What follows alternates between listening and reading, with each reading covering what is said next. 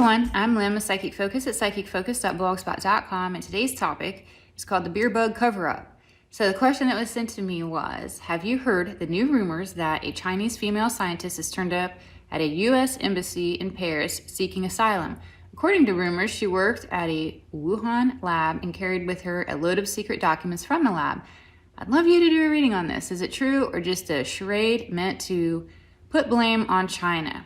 What will ultimately come out of this? And there's a couple articles linked on my blog itself if you want to go in and read about this and read about her and a little more details of what that is actually all about that prompted the question. So that is there as a resource for you as well. But I wanted to think on this, and I definitely see that China was aware of this outbreak, but they thought that they were going to be able to contain it. They felt if they limited travel, did some modifications, that they'd be able to keep the illness within the country, not cause a world panic, but we all know they were wrong.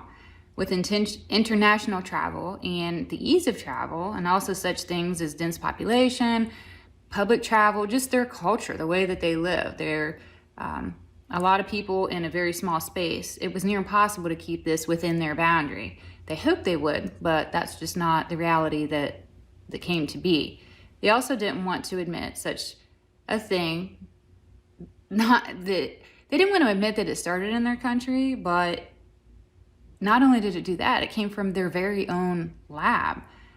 They also knew that this was some kind of passive-aggressive move by the powers that were, and I refer to them all the time, and they were trying to figure out a way to mitigate it before going public. They didn't want to submit, they didn't want to look weak, they didn't want to admit that someone maybe came in and tampered with their lab or intentionally unleashed something on their population. They didn't want to have to come to terms with that. So it was easier to hide, try to strategize, see what's going on, and all these other kind of things. But again, they failed at this. This was way too big for them to try to contain. And what made it even tougher was that all eyes were now on China and blaming them. Some maybe split as to this not being man-made and intentionally released, while others still think it came from bat soup, which I get it did not.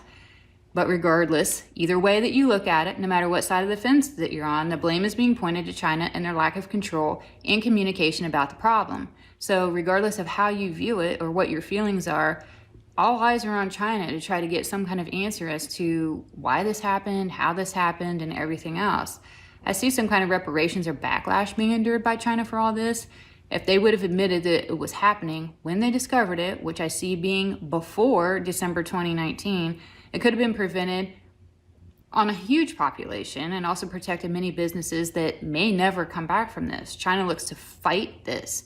It's like people want reparations, but China does not want to have to pay for reparations. And they're adamant that this was intentionally released by some kind of rogue person or group intended to hurt their country. They're going to spin this that they were set up. They're going to try to counteract it. And in many ways, if it hasn't already, I see this starting some kind of a non-traditional war. It doesn't look like air raids or boots on the ground, but rather some kind of technological or trade war.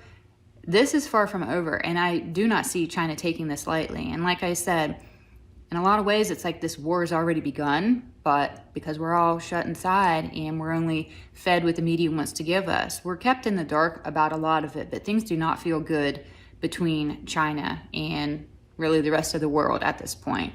So I'd be curious your thoughts, maybe what you know, what your media is telling you, or what you've been able to find through your research. So again, please like, share, subscribe to my channel, all those things. It helps me out a lot, and I'm truly grateful for all the support out there. Again, I'm Lynn with Psychic Focus at psychicfocus.blogspot.com. Thanks. Bye.